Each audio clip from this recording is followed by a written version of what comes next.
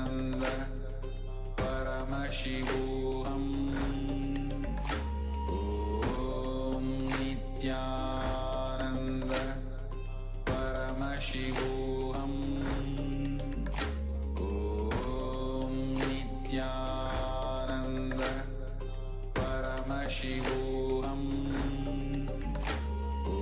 Om Nithyananda Paramashivoham. Om Nithyananda Paramashivoham. Om Nithyananda Paramashivoham. Om Nithyananda Paramashivoham. Om Nithyananda Paramashivoham. Om Nithyananda Paramashivoham. Om Nithyananda Paramashivoham. Om Nithyananda Paramashivoham. Om Nithyananda Paramashivoham. Om Nithyananda Paramashivoham. Om Nithyananda Paramashivoham. Om Nithyananda Paramashivoham.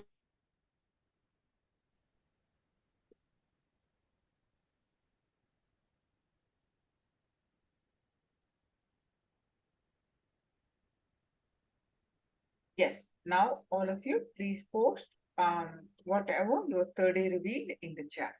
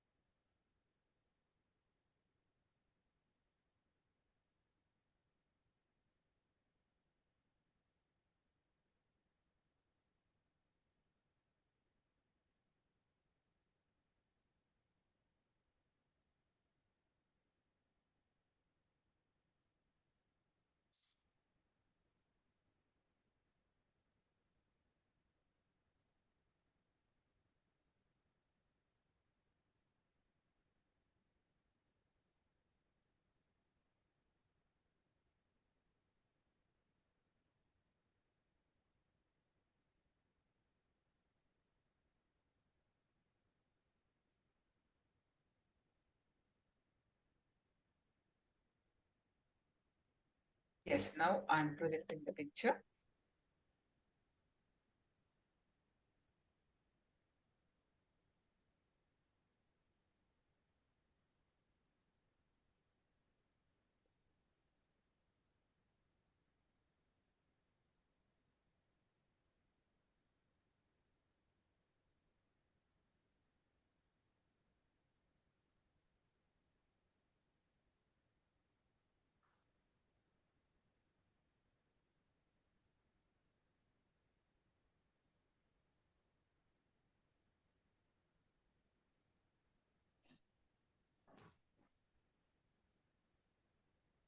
This is what I predicted. I have the responses.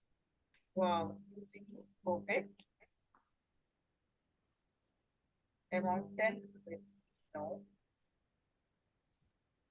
perfect manifestation by beauty. Man and place, Kalyana Sundari, wonderful. Good manifestation. Kalyana Sundari.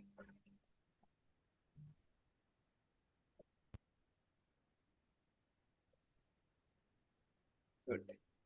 Now, let's move on to our next session.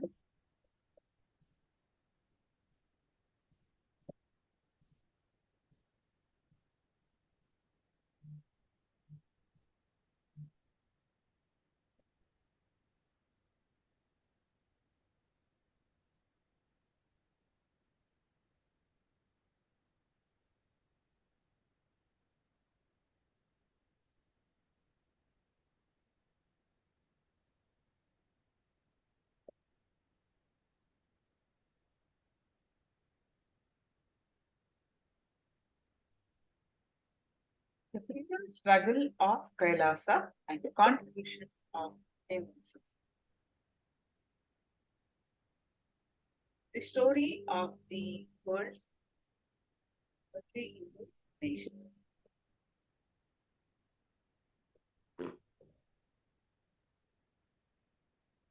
Hinduism's contributions on spirituality, a comprehensive science of enlightenment.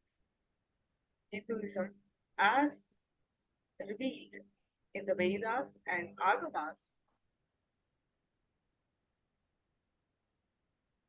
offers mankind a perfected science for attaining the state, space, being, and powers, consciousness of Paramashivam, the Adi Guru of humanity.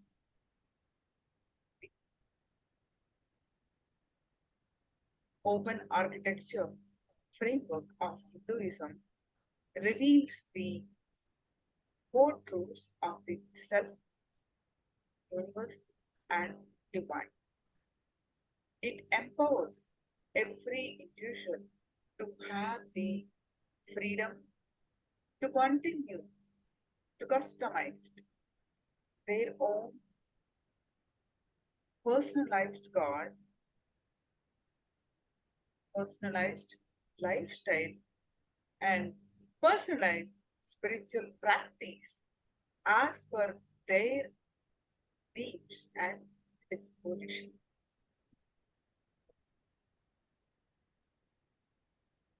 In the field of economics, material abundance without exploitation.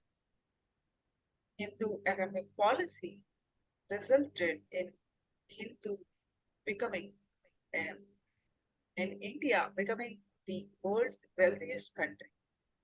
Prior to British rule, India represented a whopping 25% of global GDP. If we include civilizations that emulated Hindu economic policy, the number jumps to 60%.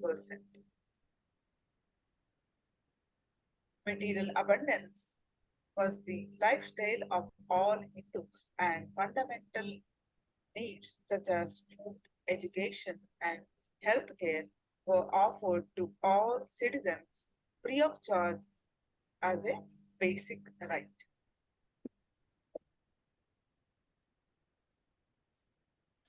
Hinduism contribution to government, the root of modern democracy. Hinduism established a decentralized republican system of governance that emphasized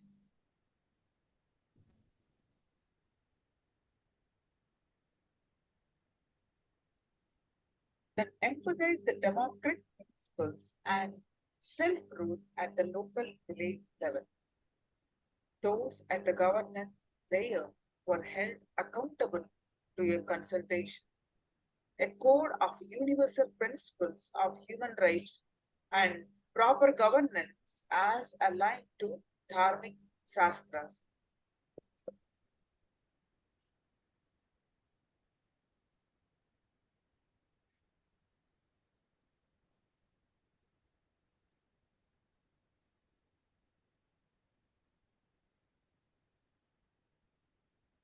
Those at the government layer were held accountable to a constitution, a code of universal principles of human rights and proper governance as aligned to dharmic shastra. Hinduism contributions in the field of economics. Ancient precursor to computer science. Hindu philosophers were the first to discover the binary number system, algorithm, and the Nyasa system of logic, which was a major influence on George Booth and Charles Babbage and founders of modern computer science.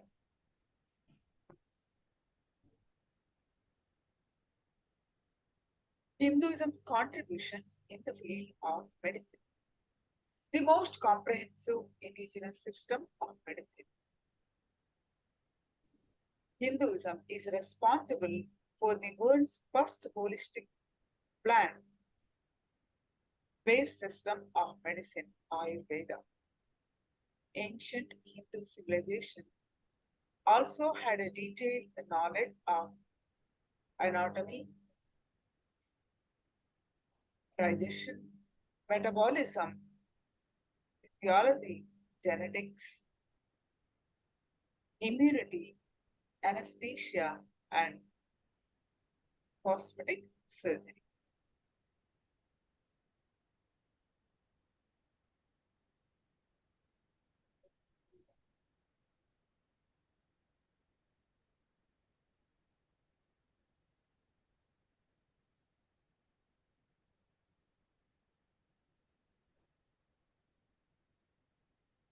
Contribution in the field of yoga, preparing the human body for enlightenment. Yoga is a comprehensive system of physical, mental, and spiritual practices designed to give human beings a super consciousness breakthrough. Practices like asanas, pranayama, japa, and dharana tune the body to the space of oneness or union with Paramashiva. Hinduism's contributions in the field of mathematics. Basic to advanced mathematics. Civilization innovated the modern numeral and decimal system. The concept of zero, arithmetic, trigonometry, algebra, the basic elements of calculus and accurately calculated the value of pi. Newton's contributions in the field of physics. Breakthrough discoveries.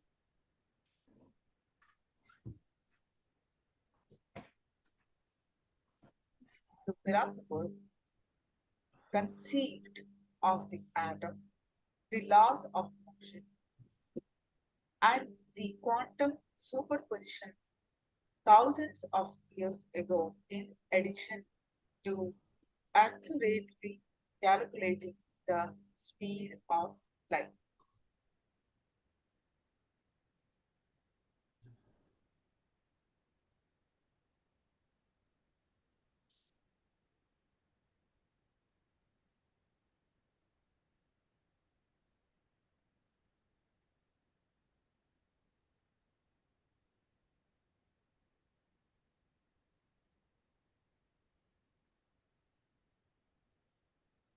Hinduism contribution to astronomy, a deep understanding of the cosmos, civilization developed an elaborate understanding of astronomy, including a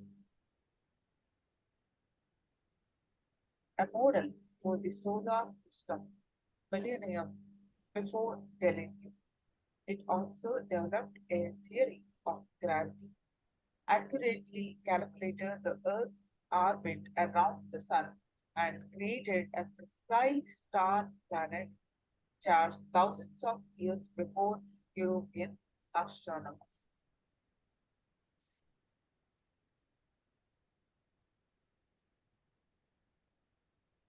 Students' contributions in the field of architecture, monuments that stood the test of time.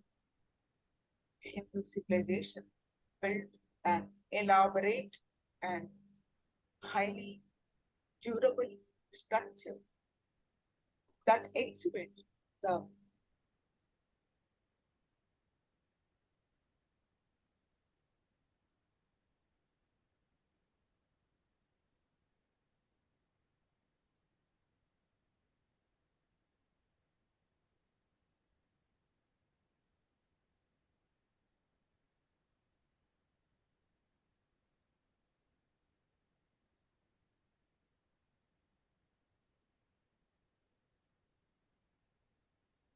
contributions in the field of art. The perfect harmony of form and substance. To culture recognized 64 traditional arts, including dance, painting, singing, instrumental music, sculpture, and many other forms of expression. Art form embodied aesthetic beauty while conveying deep spiritual truth and motive. It is a contribution of linguistics. The world's oldest yet most complex language.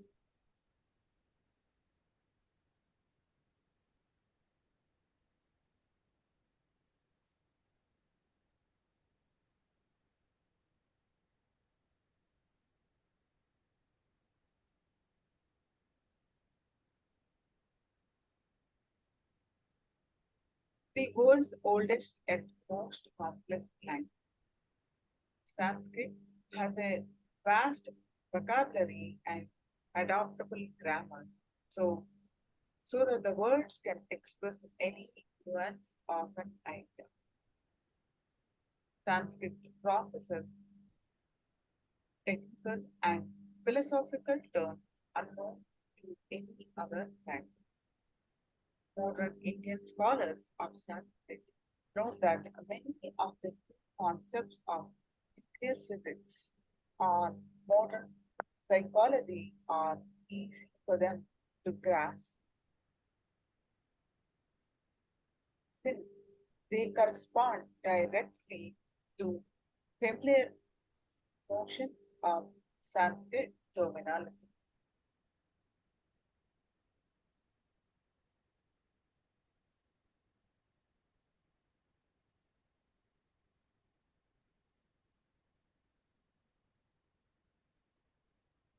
Sanskrit has a vast vocabulary and adaptable grammar, so so that the words can express any nuance of an idea. Sanskrit processes technical and philosophical terms unknown in any other language. Modern Indian scholars of Sanskrit note that many of the new concepts of nuclear physics or modern psychology are easy for them to grasp since they correspond directly to familiar notions of Sanskrit terminology.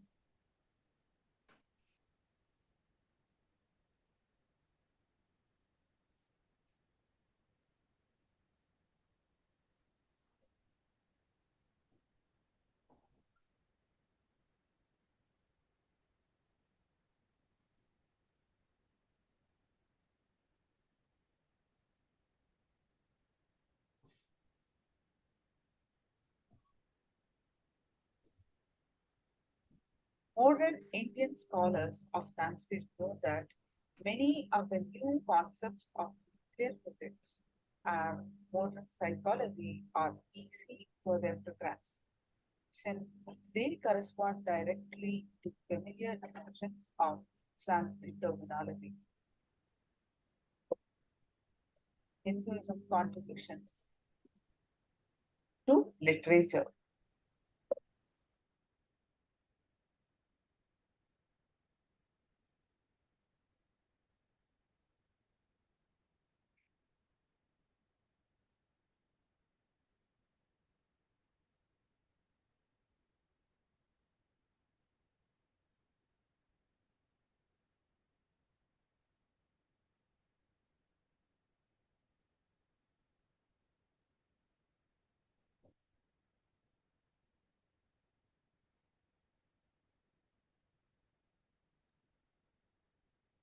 Yeah, Hinduism contributions that form of literature in the field of literature, a storehouse of knowledge and culture. Hindu literature consists of innumerable rich and diverse textual sources that cover all facets of the human condition, including the world's longest and oldest work of epic poetry, the Mahabharata and Ramayana.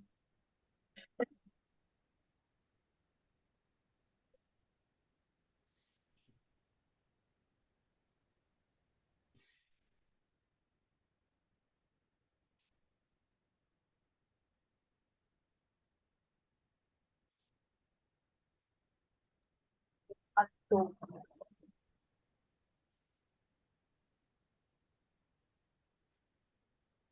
attack on 412 million people massacred, 3.7 million people poisoned, blackmailed to conflict, 95 million people tortured under political crime, over 9 million books burned in Nalanda, ancient Hindu university.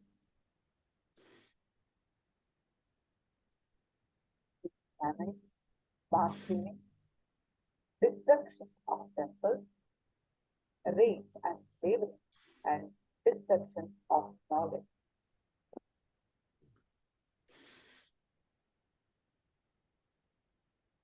The reviver, the supreme pontiff of Hinduism, Jagadguru Mahasannidhanam, His Divine Holiness Bhagwan Nithyananda Paramashivam. The sovereign state of KAILASA, reviving the ancient Hindu civilization nation.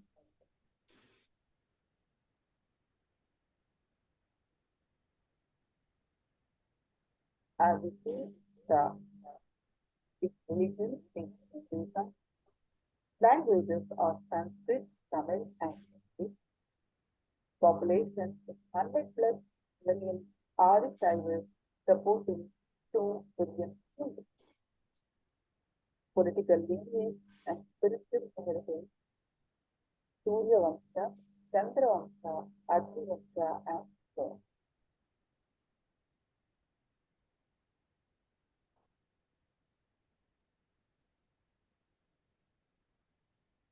Expression and vision. Having an enlightened and living as lifestyle for all humanity.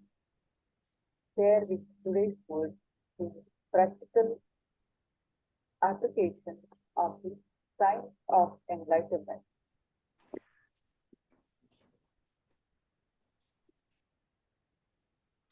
In alignment with the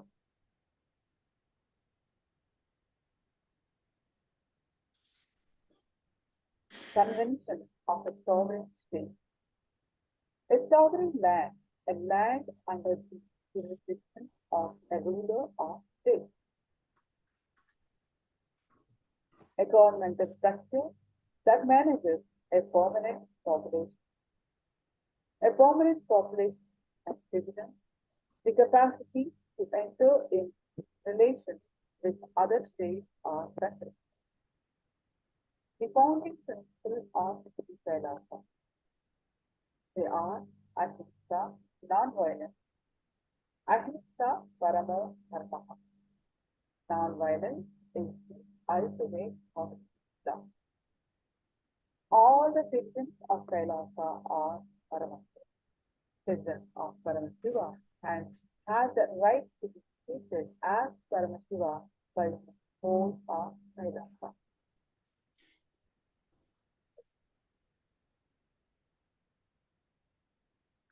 Sovereign state of the KAILASA. Sovereign land, an area of land under the jurisdiction of the ruler of state.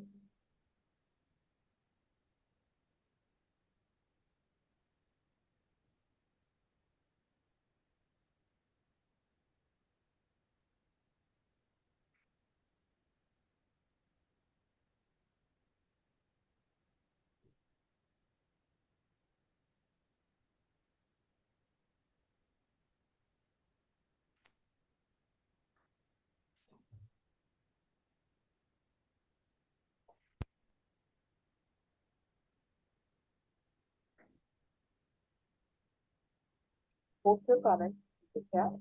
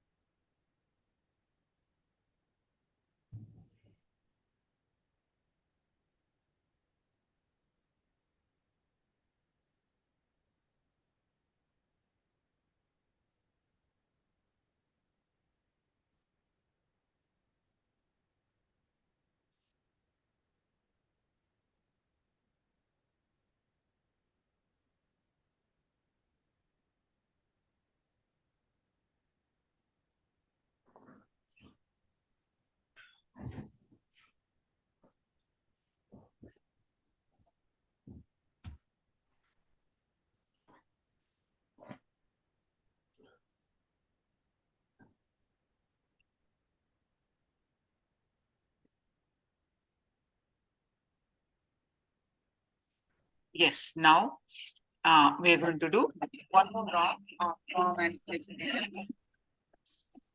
So please go ahead and post your form cognitions from Living Enlightenment book.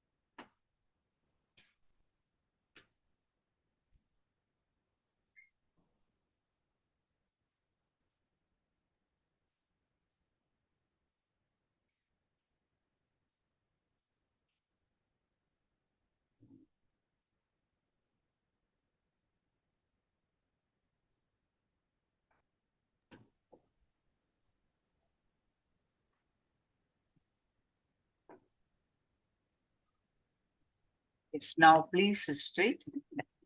Your head, neck, back straight.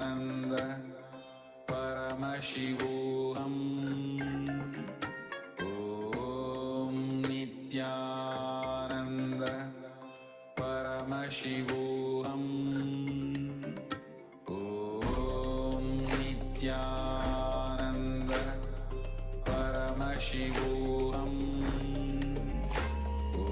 Om Nithyananda Paramashivoham Om Nithyananda Paramashivoham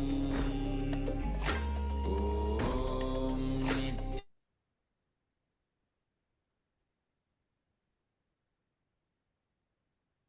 Yes. Now, all of you, please remove your eye bags and post whatever your 30 reveal in the chat.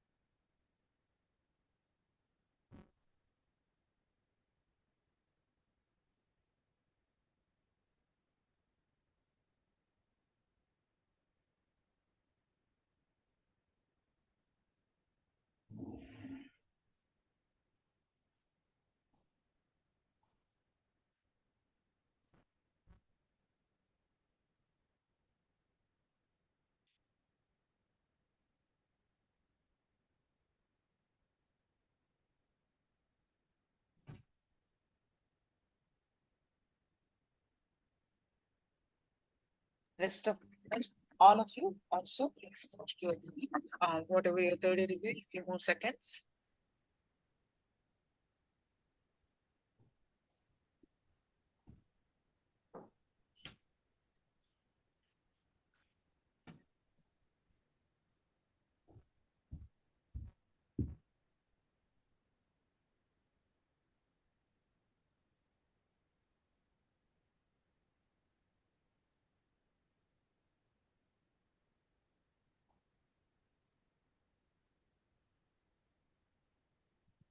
Let me project the picture.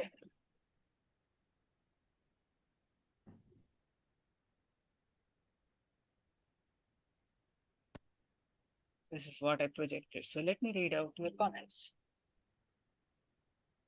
See, rainbow colors is perfect, and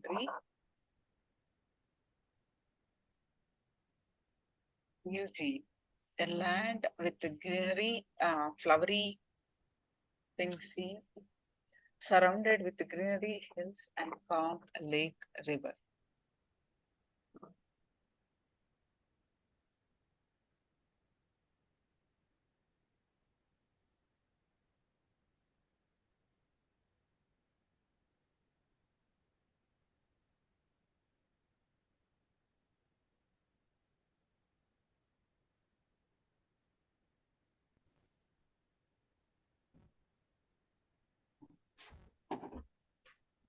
Yes, wonderful manifestation.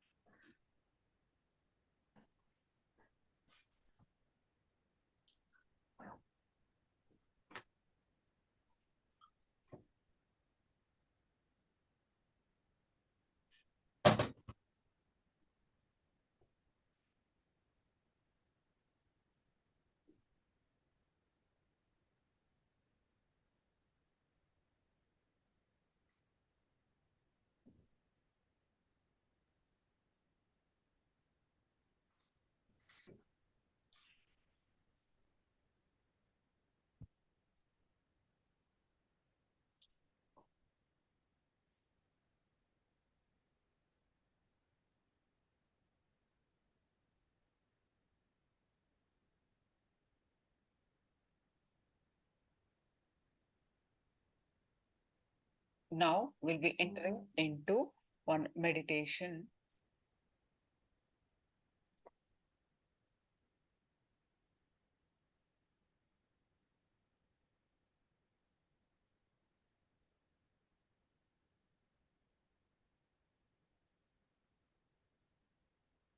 It's a guided meditation. Swamiji himself will guide this meditation. Nitya Dhyan. You can do this meditation every day, and there are so many benefits if you do this meditation regularly.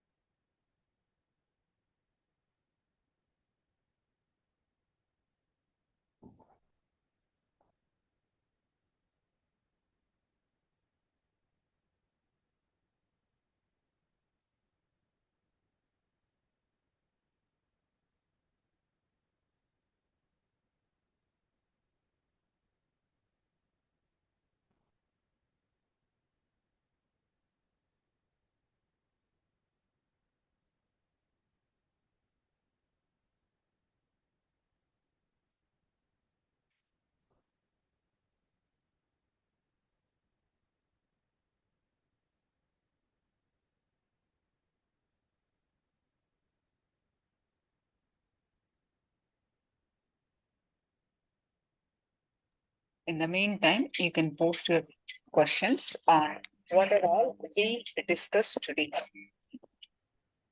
What did you understand? And what are your cognitions that shifted today? So please share your understanding so far.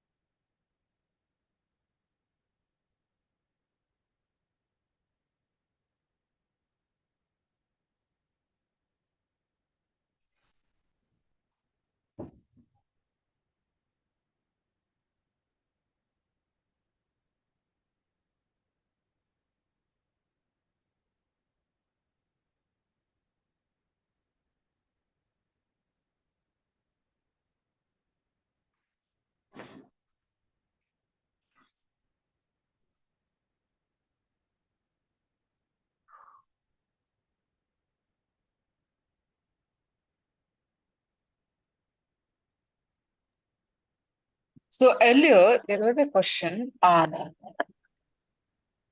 think it was Andrea or someone asked, if the disease is in physical body,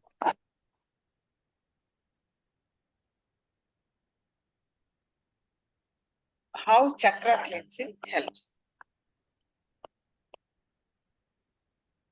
If we understand how the chakras are formed, basically, as I mentioned earlier, we are not just this physical body. We'll be learning elaborately in more details in the upcoming sessions. But we are not just this physical body. This is only one layer.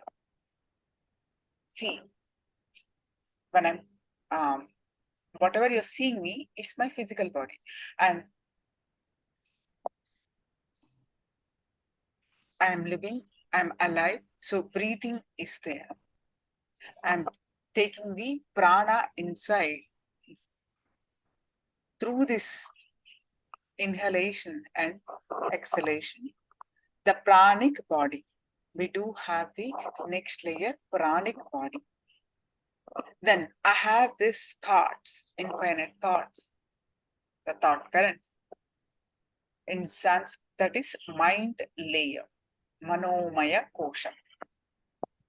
And after that, the intelligence layer, the vijnanamaya kosha, and the bliss layer. The first three, the physical, the breath, and the mind. The second and third, the pranic layer and the mind layer. The breath layer or the mind layer. Second and third layers meeting the physical body, the first layer, and they form at 7 centers, 7 places in the upper body. They form a energy circle. When they meet, they form a energy circle. That circle is called chakra. Chakra literally in Sanskrit means circle. They form the energy center. So that means that at those places, one affects the other. That means mind and its emotion affects the physical body, affects our breathing. So in turn, our breathing, if we change the breathing pattern, the mind is relaxed. All of you get a common advice, right? Across the board, wherever you are. If you are in tension, what is the common advice that we get? Just relax. Take few long breaths, isn't it? When you take few long breaths, you see the instant relief, isn't it?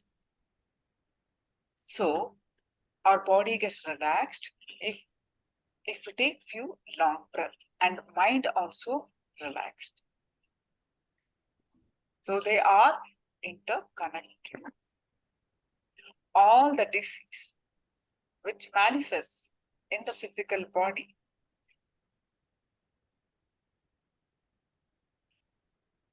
with special photography called Kellyan photography, we can see it at least 6 months before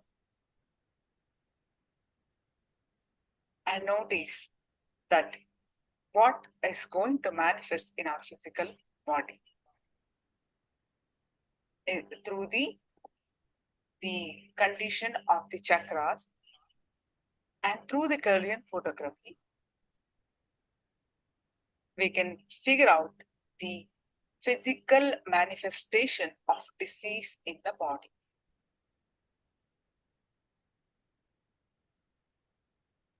So the meditation that we are going to do addresses how it is a 5-step process. The breathing that we do, the concept of this breathing is we are going to do the first chaotic breathing. Swamiji himself is going to explain, but I'm going to brief you about this meditation. The breathing, the shallow breathing that we do, it has a pattern. We will also learn elaborately, but to get the gist of understanding now.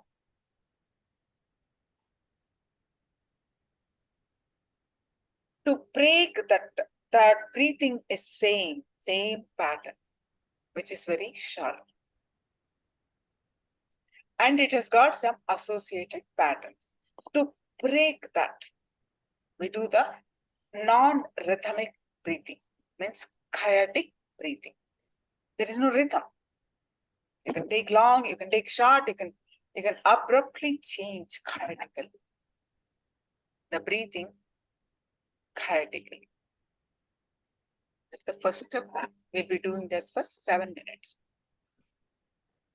So with the breath, we're addressing the mind and body. Breaking the changing, altering the breath, we are addressing, we're changing the body and mind. The first step. Similarly, second step, we do the humming.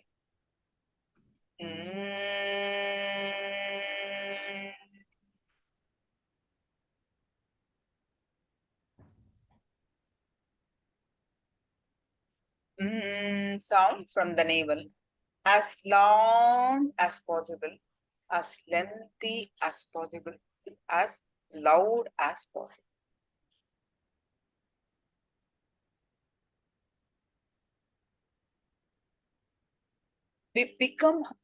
We do it so intensely, we become humming. With the physical body, we do this to take over our mind, just become humming. There is no mind exists, there's no thought exists, because we do it, when we become humming with the physical body, we are subsiding our mind, our thoughts. Are you able to understand? How many of you understood so far? Can I have a thumbs up?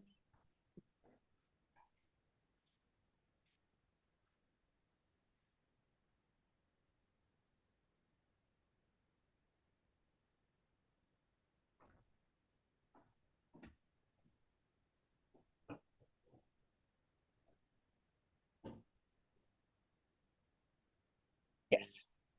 Now,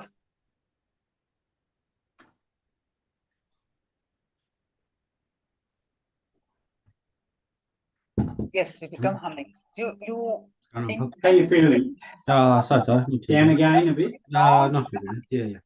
So do whatever you got to do. Bed, sleep, watch some crap on TV. No, listen to me.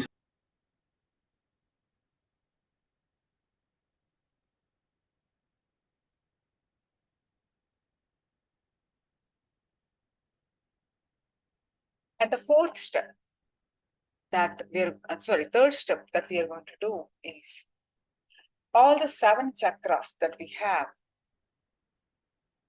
we bring awareness. At least a minute, we bring awareness at each chakra. 7 minutes, 7 energy centers or 7 chakras, we bring awareness step by step, starting from the root center to the crown center. The fourth step that we do is unclutching. So, unclutching from the thoughts. So, it's a guided meditation. Let's do this meditation. It's a very powerful meditation. We'll be doing multiple times during this program, and it is highly recommended that you do this meditation every day.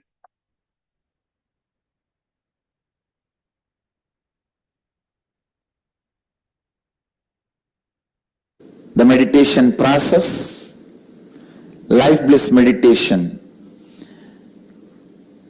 The meditation process which creates the perpetual completion in your system.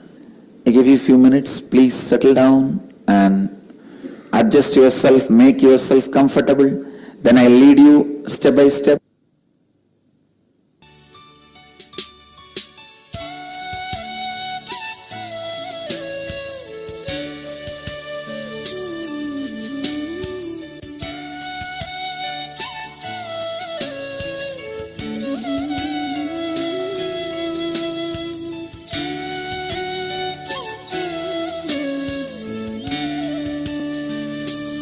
Yes.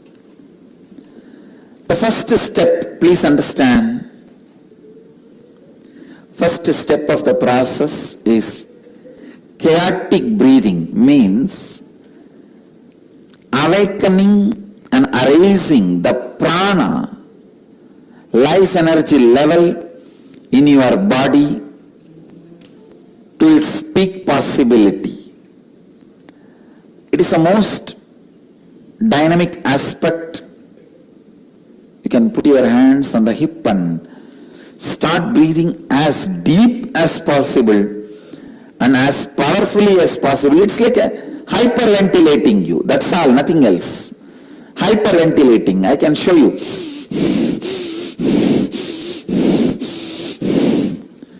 Use your whole body to breathe. The first step is 7 minutes. If you want, you can sit on your heels with knees and feet together in Vajrasana, or you can sit comfortably. But use your whole body and breathe. Use your whole body and breathe. I can demonstrate by myself. See here. Use your whole body and breathe as deeply as possible and as powerfully as possible, but as comfortably as possible. Let your whole body become alive. Let the hyperventilation happen in you.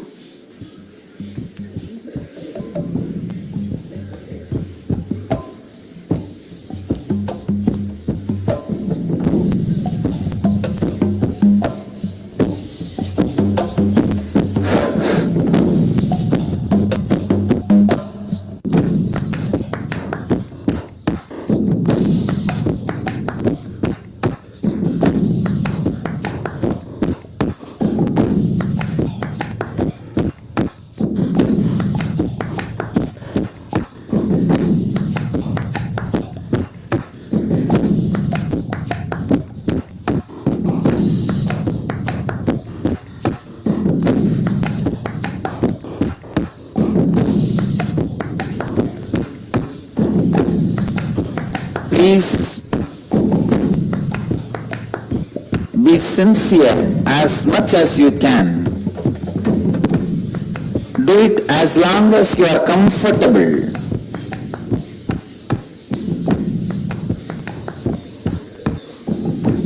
Just don't increase your high blood pressure if you are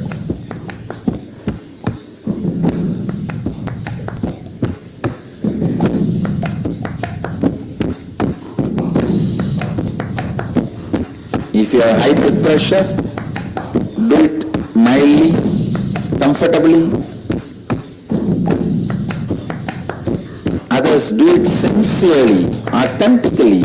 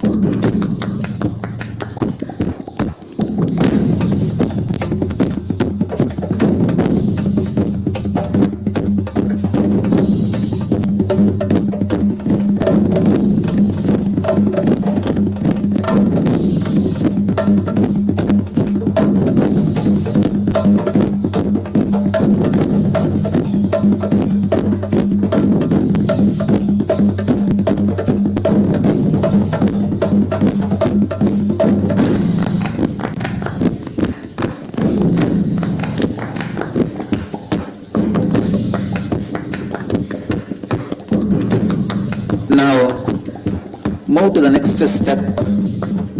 Intense humming.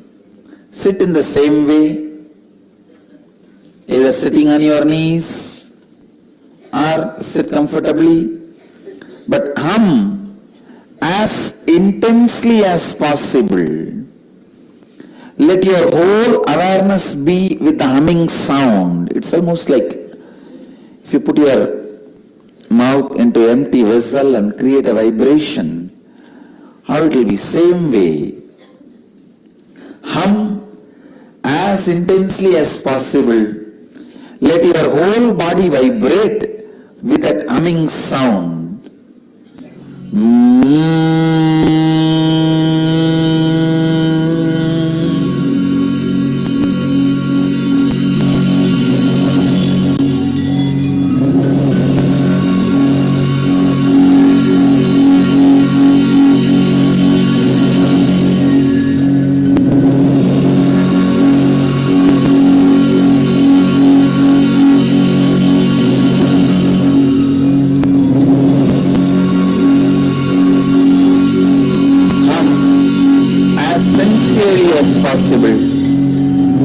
As intensely as possible.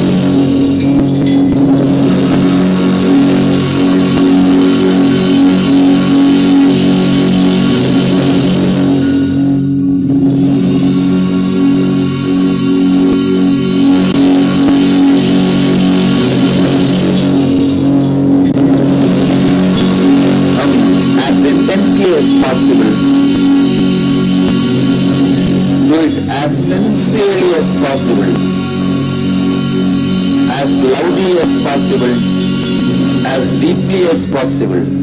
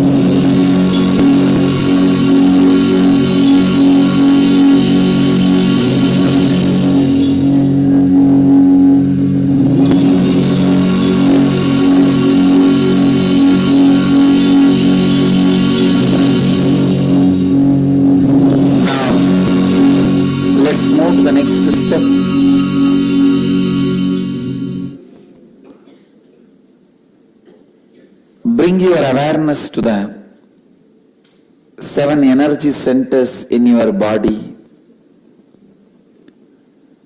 I'll guide you step by step. First, the root of the spine.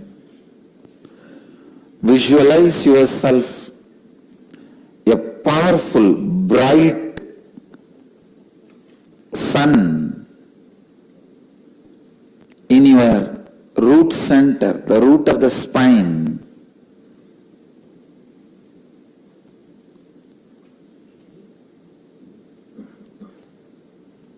Be in the space of restful awareness.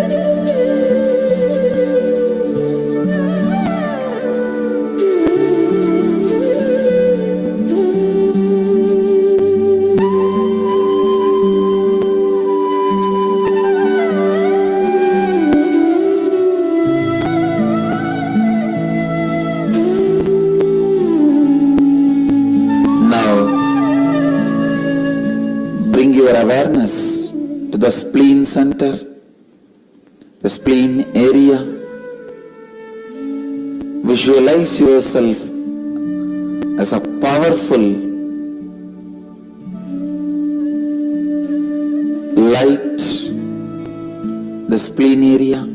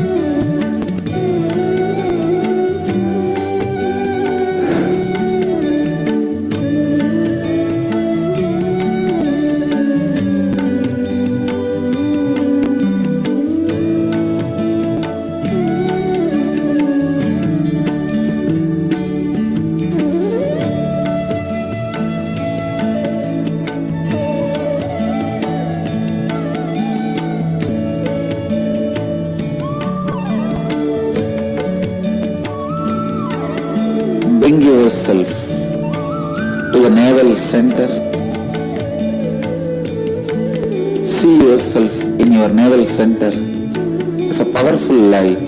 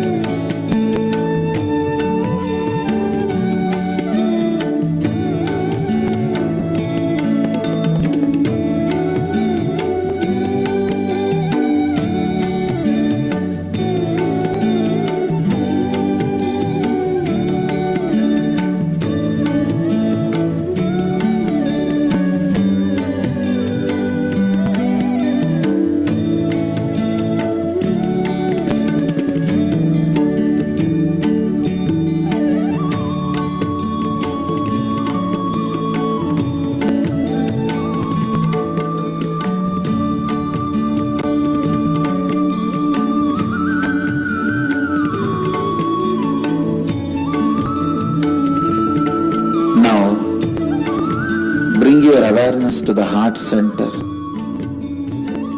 Center of the heart. Visualize yourself as a powerful light.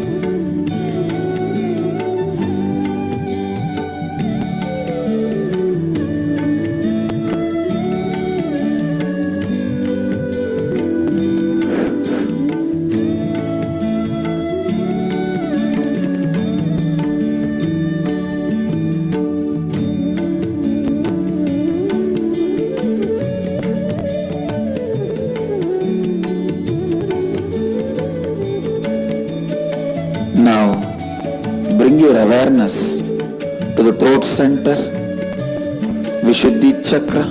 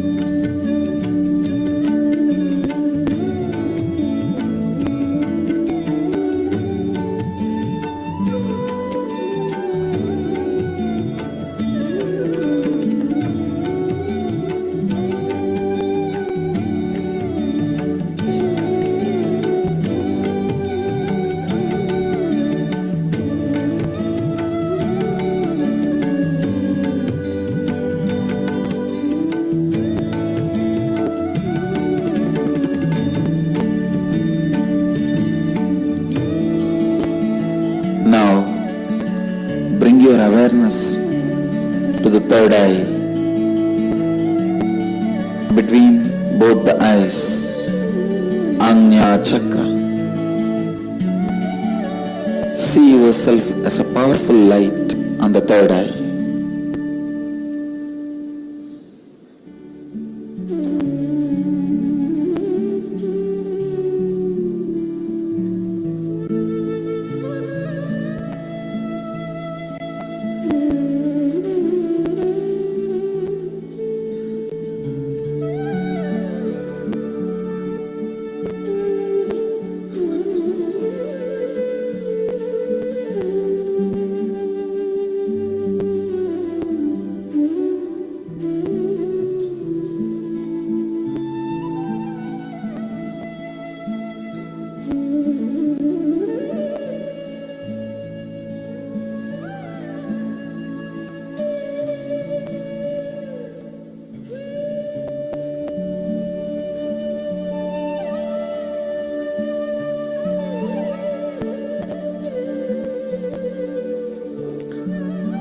Bring your awareness to the crown center.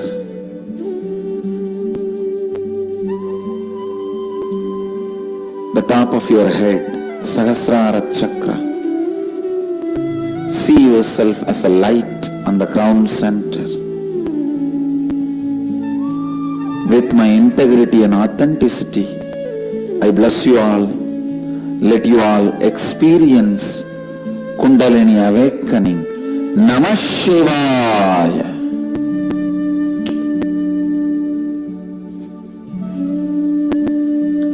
Namah Shivaya.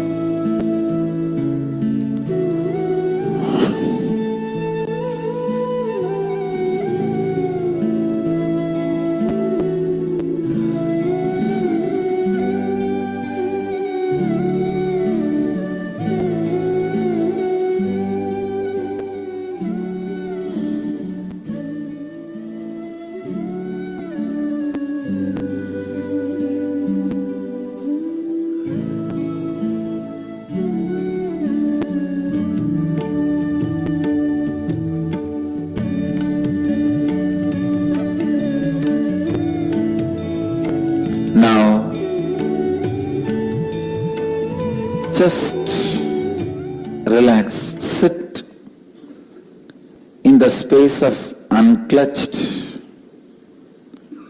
Decide to yourself. You will sit in the space of perpetual completion. Any incompletion comes up, complete and drop them. Be in the space of perpetual completion.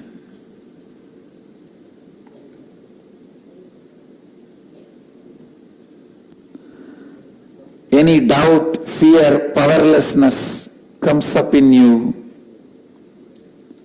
Distractions comes up in you. Complete them and drop them.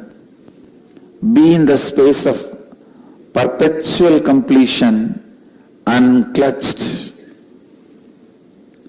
I bless you all and initiate all of you. Let your Kundalini Shakti be intensely awakened.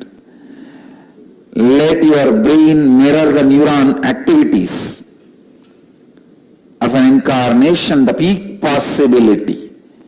Namah Shivaya, Namah Shivaya, Namah Shivaya.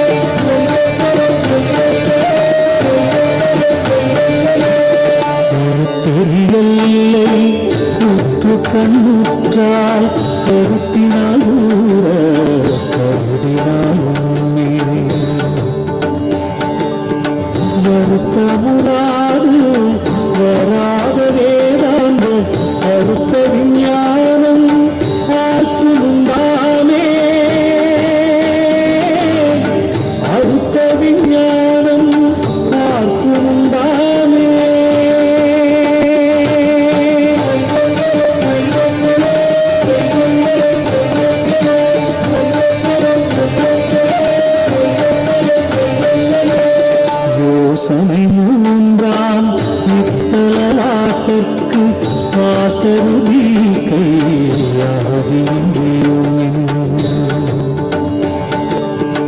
வாசமில் சாயுச்சியம் பயக்குமே ஈசரம் என்றன் ஆணையினானே ஈசனம் என்றன் ஆணையினானே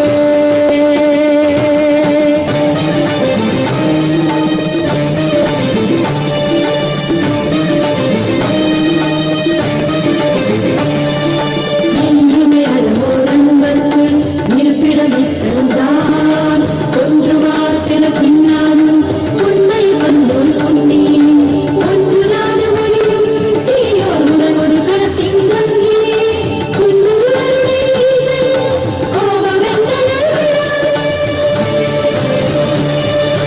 குன்றுவருடைய ஈசன்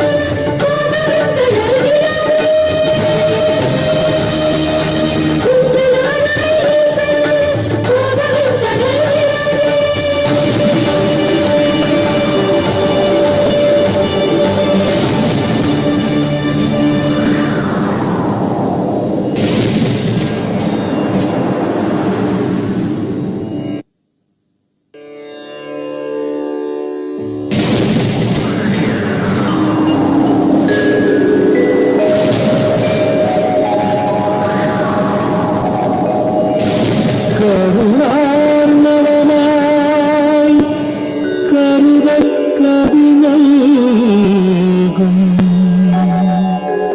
அருணாச்சல சிவமீதா